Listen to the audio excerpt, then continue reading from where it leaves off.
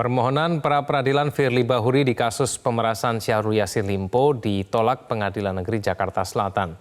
Dengan kandasnya upaya pra-peradilan Firly, banyak pihak yang mendesak agar polisi segera menahan Firly.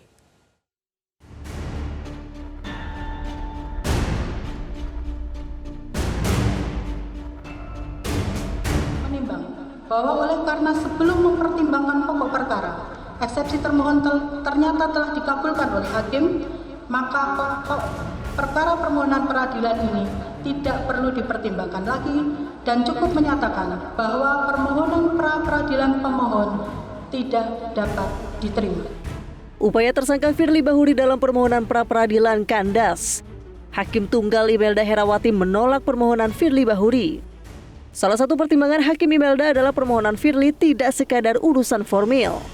Hakim juga menyatakan Firly Bahuri menyerahkan bukti yang tidak terkait dengan pra-peradilan, yakni Firly mengajukan bukti dokumen dalam pra-peradilan terkait suap mantan pejabat DJKA. Padahal akses Firly ke KPK sudah diputus. Oleh karenanya mantan penyidik KPK berharap polisi segera menangkap Firly. Ketika pra-peradilan, sidang pra-peradilan, tentunya Pak Firly telah menyampaikan bukti yang digunakan, yang diambil dari KPK. Ini kan sesuatu hal yang luar biasa. Jadi melihat masih bisa dilakukan hal tersebut, maka potensi yang bersangkutan mengulangi perbuatan itu bisa jadi terjadi. Oleh karena itu alasan untuk dilakukan penahanan sangat masuk akal dan sangat urgent menurut saya. Padahal sebelumnya pernah disebut akses Firly sebagai ketua atau pimpinan KPK terputus. Pemutusan akses meliputi semua kewenangan Firly sebagai ketua KPK.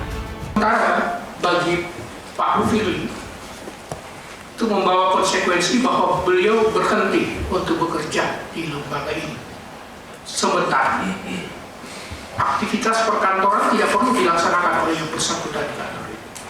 Kedatangan beliau di kantor ini cukup sebagai kami perlakukan sebagai tamu undangan dan sebagainya. Menanggapi hasil pra-peradilan yang tidak diterima oleh majelis hakim, Firly Bahuri mengatakan akan menghormati putusan dan akan mengikuti proses hukum yang berlaku.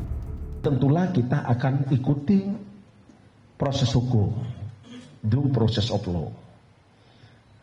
Kita berharap bahwa tidak ada anak bangsa yang terjerumus di dalam opini menghakimi orang.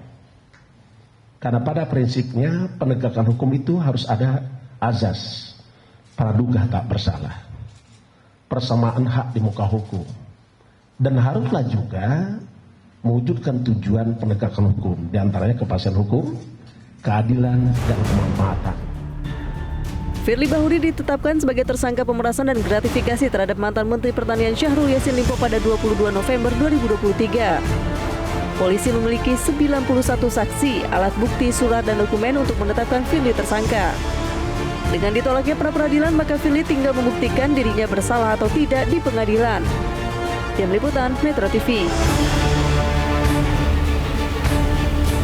Jelajahi cara baru mendapatkan informasi. Download Metro TV Extend sekarang.